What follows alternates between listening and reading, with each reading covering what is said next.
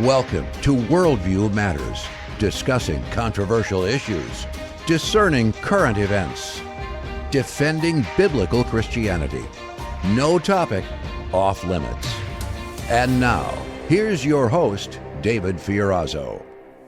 Hey friends, God bless you, brothers and sisters in Christ. Thank you so much for tuning in and sharing the podcast. It has become socially acceptable to express open hostility against men today. The Washington Post asks, why can't we hate men? Almost half of American men agree that these days society seems to punish men just for acting like men. Best-selling author of Love Thy Body, Professor Nancy Pearcey is here today to explain how secularism has villainized the concept of masculinity, and it seems the primary target is Christian men in America. Her latest book, which we'll be talking about today, is called The Toxic War on Masculinity: How Christianity Reconciles the Sexes. This reveals surprising answers to at least three big questions. Where did the idea come from that masculinity is toxic? The second question, what impact did secularism have on the script for masculinity? And the third, and there's many more, but these are three big ones. How do Christian men shatter these negative stereotypes? Professor Nancy Pearcey is the author of The Toxic War on Masculinity, as well as Love Thy Body, The Soul of Science, Saving Leonardo, Finding Truth, and Total Truth. She is professor and scholar in residence at Houston Christian University. I wanted her on this podcast for a long time. She's been quoted in The New Yorker, Newsweek. She's been on Huckabee and other outlets. She's highlighted as one of the 5 top women apologists by Christianity Today, and hailed in The Economist as America's preeminent evangelical Protestant female intellectual. Welcome to Worldview Matters, Nancy. Good to have you. Thank you. It's good to be here. I appreciate it. Yeah, that was a mouthful. I could barely get that out. But very important book, and you've written about this before and these topics, and you comment on these. You do a lot of interviews on these. So let's start with you just responding to basically why this book as a follow-up to Love Thy Body. Yeah, well, my attention was caught by the kind of quotes that you started with. You know, the one that you mentioned, the Washington Post saying, why can't we hate men? Yeah. That was the one that really caught my eye. And I said, I've got to write about this. But it's everywhere. The Huffington Post editor said, she tweeted #KillAllMen, and then said it was a joke. And speaking of jokes, you can buy T-shirts that say things like, so many men, so little ammunition. And books with very blunt titles like, I hate men, and No Good Men, and Are Men Necessary? And then what really wrung my heart, actually, was that men are jumping on the same bandwagon. A male author wrote a book in which he said, talking about healthy masculinity is like talking about healthy cancer.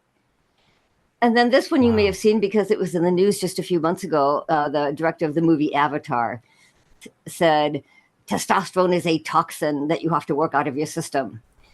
So this is the first thing I wanted to do in the book was, where is this coming from? Why does the secular world get its view of masculinity so wrong? You know, how can we critique it as Christians, and how can we offer a biblical alternative? So how far back in your estimation, in your studies, do you think there were probably catalysts for this kind of thinking, this ideology, which is so much, the LGBTQ, so many things come, the feminist, radical feminism and other things. Does it go back to the 50s? It seems like in the 40s and 50s, America was somewhat balanced and well-adjusted and family-oriented, but maybe I'm wrong. Just share some insight on that for us. Yeah, so this was really surprising because most people think it probably started with second wave feminism, 1960s. But when I started looking at the research, it turns out that you can find this negative language applied to men already in the 19th century. It starts after the Industrial Revolution, because before that, men worked alongside their family members all day, their wives and their children, on the family farm, the family business, the family industry. And so the cultural expectation on men focused much more on their caretaking role. In fact, surprisingly, the vast majority of the literature on child rearing and parenting was addressed to fathers. Today, if you go into a typical bookstore, they're addressed to mothers. Yeah. But fathers were seen as the primary parent because they were home all day. And so they were interacting with their children just as much as mothers were. And so the question is, how did we lose that? The Industrial Revolution took work out of the home. And so, of course, men had to follow their work out of the home into factories and offices. And for the first time, instead of working with their family members, people they loved and had a moral bond with, they were working as individuals in competition with other men. And as you can imagine, that was a very different environment. And that's when you see the literature start to change. Already back then, people started to say men are losing that caretaking ethos.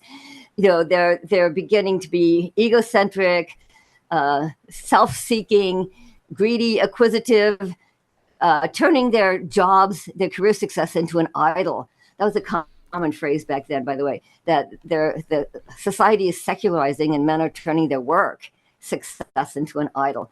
And so actually, that's what was surprising, is it started back in the 19th century. And of course, that does also indicate what we need to do to fix it.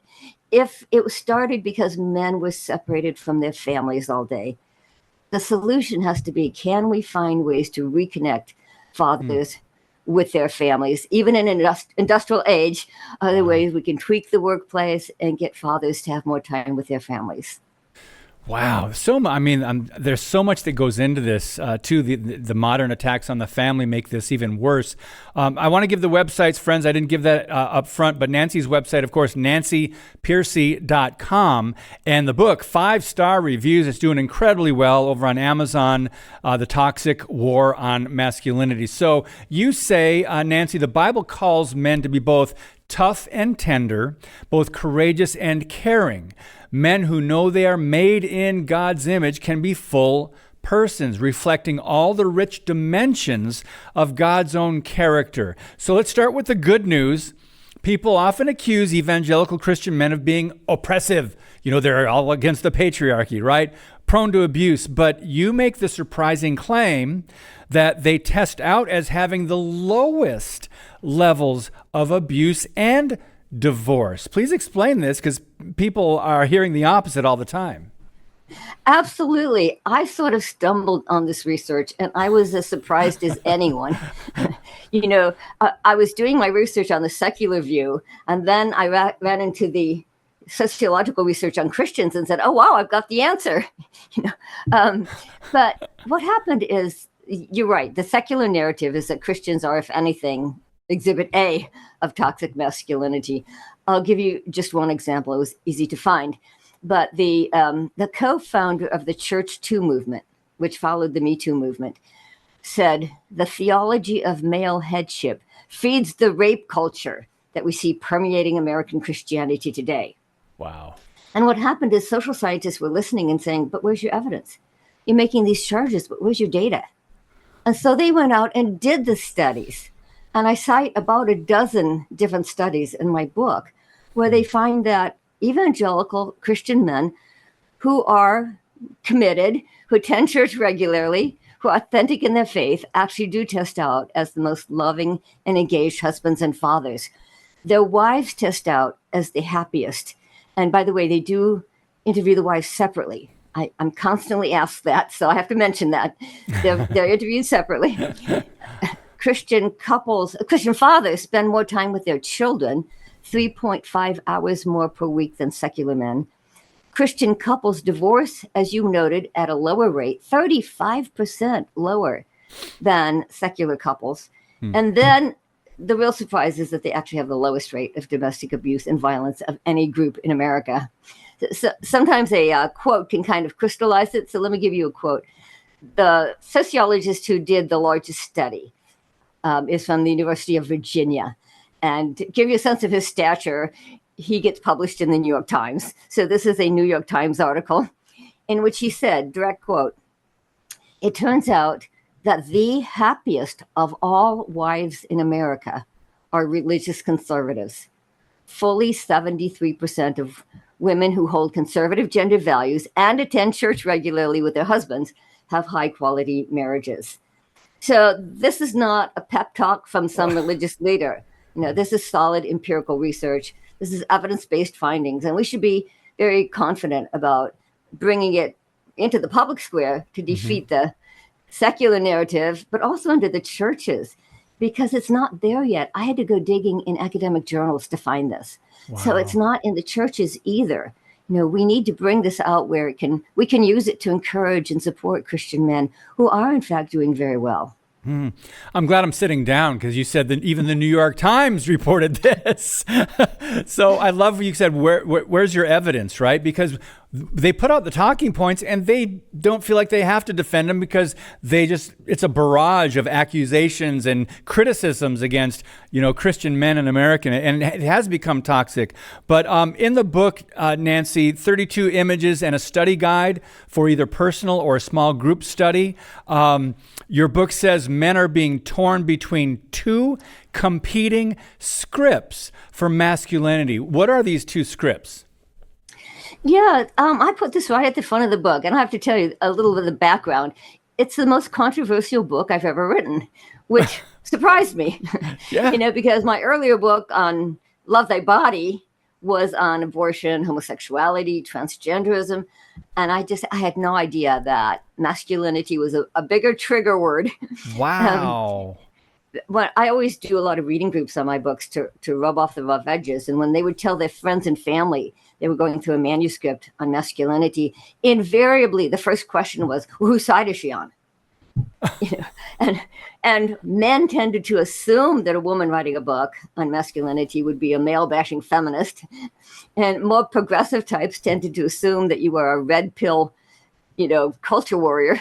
So I put this at the front of the book to be able to say, look, you're not either pro or con masculinity. There are different versions out there. And this came out of a study by a sociologist.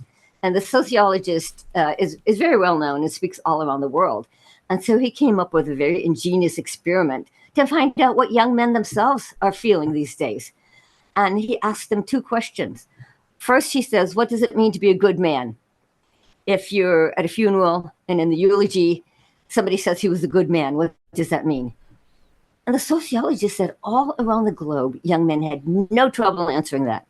They would immediately start listing things like honor, duty, integrity, sacrifice, do the right thing, be a provider, be a protector, be responsible. And the sociologist would say, where'd you learn that? And they'd say, I don't know. It's just in the air we breathe. Or we would say, the men are made in God's image. And they do have this universal innate sense that their unique masculine strengths are not given them, to get whatever they want, but to provide and protect those that they care for. It seems to be part of general revelation, or Romans 2, we all have a conscience. But then he would follow up. The sociologist would ask a second question. He'd say, what if I say to you, man up, be a real man? And the young men themselves would say, no, that's completely different. That means be tough, never show weakness, suck it up, win at all costs, play through pain, be competitive, get rich, get laid. I'm using their language. And so he concluded that men do feel trapped between these two competing scripts, that there is this innate and universal sense of the good man. And I find that very encouraging, that that men do have a sense of being made in God's image. And these were not just countries with a Christian background. This was around the whole globe. But they also feel cultural pressure to live up to the quote unquote, the real man. And those traits are quite different. Not that they're all bad. We want people who can hang tough in a crisis. But if it gets separated from a moral ideal, then which it is in the secular world today, then it can slide into misogyny, dominance, control, and so on. But it also gives us a better way to deal with these issues. Most men don't respond very well to being called toxic. Like nobody would.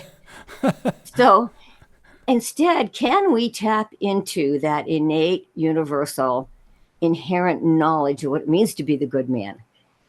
And that gives us a much more positive way to approach these issues. Oh, friends, so much more to come. We're speaking with Nancy Pearcey. The book, The Toxic War on Masculinity, you get on Amazon or her website, nancypearcey.com. We'll be right back on Worldview Matters. Today's show is brought to you by Harbinger's Daily, world news biblically understood. Stay informed at harbingersdaily.com.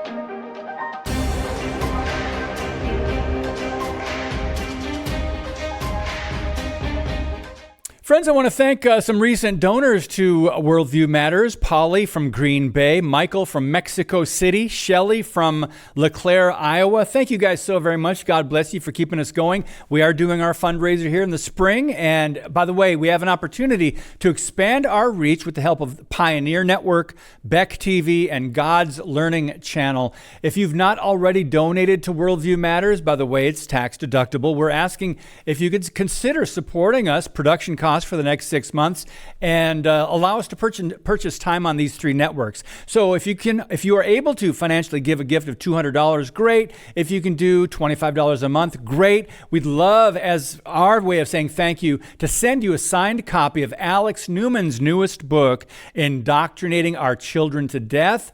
Or, your choice, you can get my latest book, Assault on the Image of God. First-time donors will also get this mug you see on every Worldview Matters show. It's got Worldview Matters on one side, the other side, my tagline, keep speaking the truth about things that matter. So the website, worldviewmatters.tv. Back with Nancy Pearcey. So I wanted to ask you about this before. There's so many questions I have, but I want to skip ahead because I think of what Hollywood has done. And you probably know better than I do. I'm thinking of how they portrayed men in the 70s, 80s, 90s. Particularly, everybody loves Raymond. Raymond was just an idiot.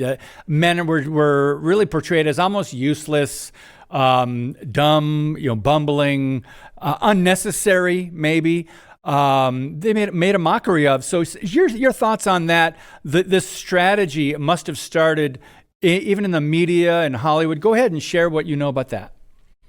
Yeah, so the Homer Simpson pattern, right, where fathers are portrayed as a bumbling idiot. One of my sons loved the Berenstain Bears, and the father was always the stupid one. And, we all know that, but most of us don't know where it came from. Yeah. And it turns out, once again, it started at the Industrial Revolution, because when fathers were taken out of the home, they were no longer with their children all day. And so they got sort of disconnected from the family dynamics. They didn't know their children as well. They didn't know what their children were feeling and thinking and experiencing throughout the day. And already in the 19th century, I was just shocked when I saw this. You start to see fathers portrayed as irrelevant, superfluous, and incompetent.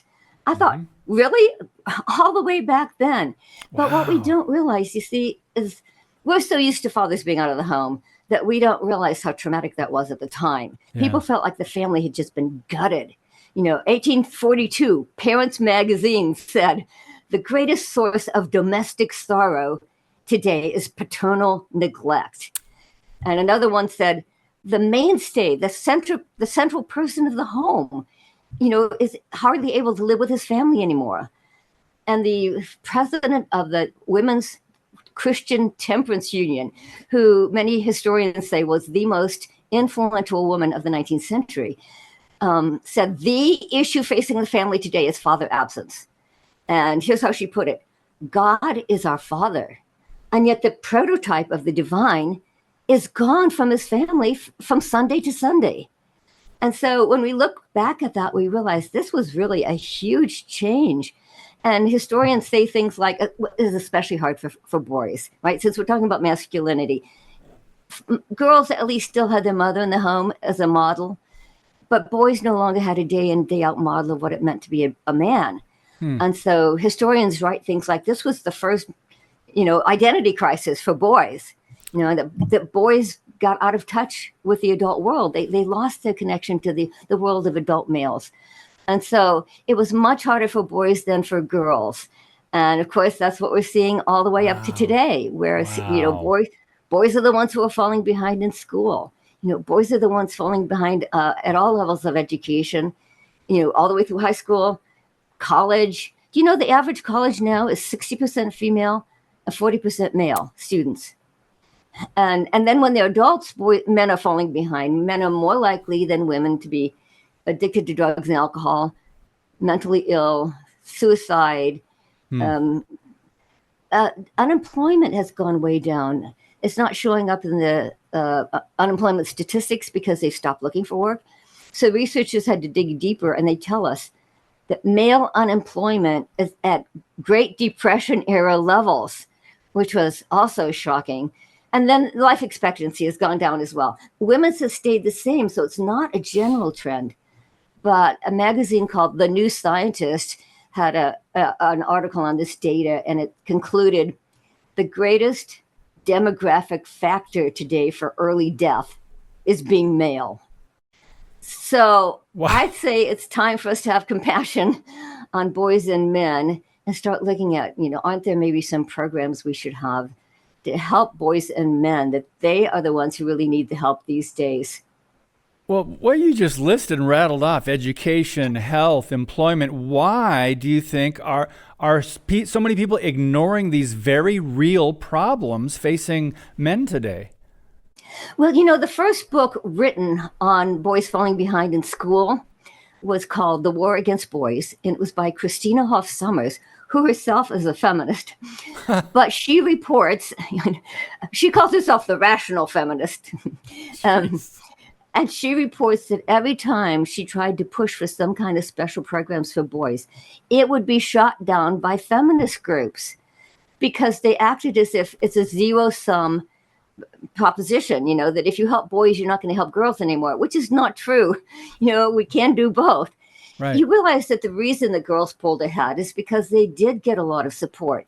1972, Title IX, 1994, Gender Equity Act. Millions of dollars were poured into equity workshops and curriculum and training materials. And the idea was we're going to bring girls up to where boys are. Nobody anticipated that girls would shoot right past the boys, but that's what's happened. They've shot right past them. And so now we need to say, well, we gave girls that kind of support. Maybe it's time to give boys that kind of support. And fortunately, I will tell you, there's a new book out by a liberal writer. See, this issue has gotten coded conservative. Like, it's conservatives who care about boys and men. Yeah. And that was another reason. Liberals were like, no, we're not going to talk about this. But fortunately, there's a liberal, his name is Richard Reeves, he's at the Brookings Institution, and he took the plunge. He was told, do not touch this issue, and he still did. He wrote a book called Of Boys and Men, and so now he's making it okay for liberal people to say, hey, maybe it is time to say that we need special programs for boys and men. So that's a good sign, at least. Yes. It's getting out of this sort of conservative, ghetto, and it's becoming more acceptable to say boys and men need help, and let's talk about some programs. Well, so I hope we have time to squeeze in two more questions with Nancy Pearcey. Your book says the Darwinian theory of evolution normalized many traits in men that today are labeled toxic. How so? Oh, yeah, I love that question because through my book, I go through several stages of how the script for masculinity turns secular. And that's one of the most important. And yet it's one that we never hear about because most people think Darwinism is about science. But the social Darwinists immediately began to say, oh, the men who came out on top in the struggle for survival would be the ones who were ruthless, brutal, savage, barbarian, and predatory. And so instead of urging men to live up to the image of God in them, they began to urge men to live down to what they called the beast within, their presumed animal nature. And that's not just historical. Evolutionary psychology is the new label for what used to be called social Darwinism. And there's still books being written with that same message. A best-selling book called The Moral Animal said the human male is an oppressive, possessive, flesh-obsessed pig. Giving men advice on how to have a good marriage is like giving Vikings a booklet on how not to pillage. Oh my I thought, how does he get goodness. away with this negative view? But he can say, well, see, this is the message of evolution. And there's another one as well called Men in Marriage. It says the same thing. The male nature is violent, addiction prone, and predatory. The male deepest yearning is not for wife and family, but for the male group escape, the open road, the motorbike, to a primal and primitive and immediate gratification. Jeez. At any rate, to which we would say, really, you Yeah. think this is how God created men? To which you would also say, do you see the intellectual sources of the Andrew Tate phenomenon? It's not coming out of nowhere. It starts with the intellectuals talking like this, and then it produces the Andrew Tates who are out there, promoting a vision of masculinity, of fast cars, fast money, fast women, and which even Christian men are reaching out to. A former graduate student of mine now teaches high school, and she emailed me and said, all of my male students are fans of Andrew Tate. I said, where do you teach? At a classical Christian school. So if the church is not giving out a biblical, healthy view of masculinity, our young men are going to be reaching out to these online influencers. Wow. We just have a minute and a half left, Nancy. And by the way, follow her on Twitter. She comments on so many important issues, friends. Nancy Pearcey on Twitter X. What practical steps, if you can just name a couple, can fathers take to be more involved with their sons and, of course, their daughters? Yeah, I think sheer presence is a big part of it. And the pandemic was a game changer. Harvard University did a study. It's so recent, it's not in the book, but Harvard did a study where they said the conclusion was during the pandemic, fathers who worked from home said that they got closer to their children. 68% of fathers said they don't want to lose that. Oh, my They would goodness. prefer to have some sort of hybrid arrangement, some sort of flexible arrangement, because they discovered they actually like, even in an industrial age, can we sort of tweak the workplace by having more flexible hours? And we found out we could. And by the way, we've got to get the CEOs on board too. So I have quotes from CEOs saying things like, we were a little suspicious about remote work, but this is a direct quote. During the pandemic completely exploded our fears. We did not see any discernible drop in productivity. So they're recognizing, too, that if you give fathers time to be better fathers, they also make better workers. Well, I thank you for this insight and this book, and especially connecting the dots to the Industrial Revolution. That makes sense, and it's fascinating. Nancy Pearcey, God bless you, and thank you for all the work that you do.